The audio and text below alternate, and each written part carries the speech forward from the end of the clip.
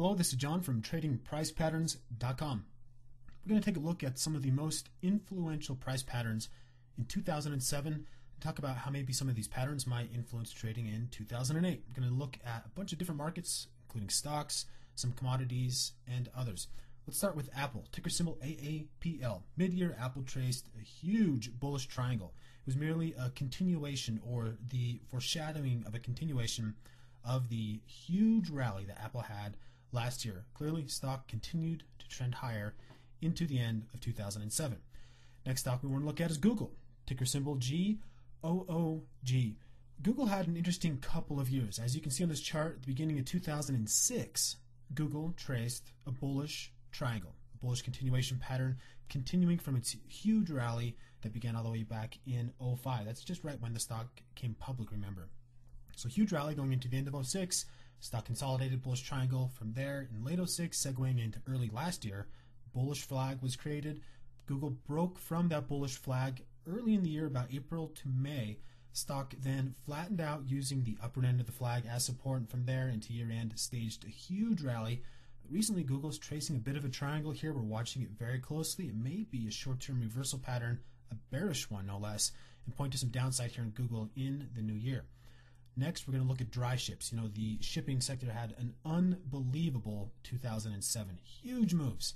Dry ships traced one bullish flag after another within the context of this overall upward trend. The stock had a huge move from under 20 all the way up to 130. This reveals the potential power of trading a very simple pattern, a bullish flag.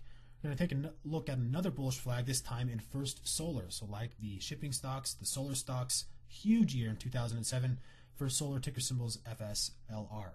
Stock traced a kind of an interesting bullish flag. It was one where the support and resistance, which were both parallel, were actually pointing lower. But the stock did break as soon as it crossed that 100 mark, a psychologically significant level, for the second time, and really never looked back from there, rallying all the way up pretty close to 300. Finally, for stocks on the bullish side, let's take a look at potash, ticker symbol POT. You know, the agricultural sector at large had a wonderful 2007. Quite simply, the world is short of food and farmers are scrambling to plant and grow more of it. And since that's a huge macro trend in place, the demand for fertilizer is huge. Potash clearly benefiting from that here mid-year, tracing a bullish wedge with very well-defined resistance at the 90 level. Stock broke that in a big way right around mid-September and then just steadily rallied higher from there. What would be a 2007 review without talking about crude oil? Now, if you're watching crude oil at all throughout the year, which trades under the ticker symbol WTIC, if you want to pull up the continuous futures contract. Otherwise, you can pull up specific futures contracts by using CL in the year and the month of the future you're trading. Anyway, crude oil, one bullish flag after another, just a very easy and obvious continuation of the ever-increasing price of oil. Obviously, there are a lot of derivative plays here, one of which we looked at earlier, the solar plays. Quite simply, as oil goes higher, solar energy becomes increasingly attractive as an alternative, so those solar stocks should continue to go higher if oil continues higher into 2008. Finally, on the bullish side of the equation, how about those gold prices? Amazing moves in the metals markets led by gold. Early in the year, the gold spot price essentially traced one huge bullish flag. It broke in September right around $700 an ounce. Traded its way all the way up to near $850 an ounce, near multi-decade highs in gold prices. From the bearish side of the market, last year was a horrific one for anything related to housing and anything involved in lending to those consumers who were looking at buying houses or did already buy houses. Quite simply, the trend amounted to the fact that people were lent money who probably should have never been. And that resulted in some huge and devastating moves across the housing sector. Here we're looking at it through the exchange traded fund XHB. This is a cool instrument if you want to trade those public home building companies.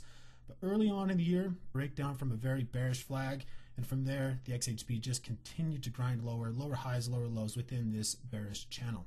How about Countrywide Financial? One bearish wedge after another. The single biggest mortgage originator in the U.S., clearly falling on hard times, dropping all the way from above 40 down to single digits. And finally, in the banks, the big money center banks, we're looking at these through a broader based index, $BKX. This particular index traced the bearish flag over the summer, broke down in October, and cascaded lower, carrying many stocks like Citigroup, Bank of America, Washington Mutual, Wells Fargo, and others lower with it. So there were plenty of big trends both up and down in 2007, a lot of which we spotted through the use of price patterns. We can assure you that there will be more to come in 2008. Stay tuned, and we will be releasing our top 5 patterns to watch in 2008 shortly. In the meantime, good luck in your trading.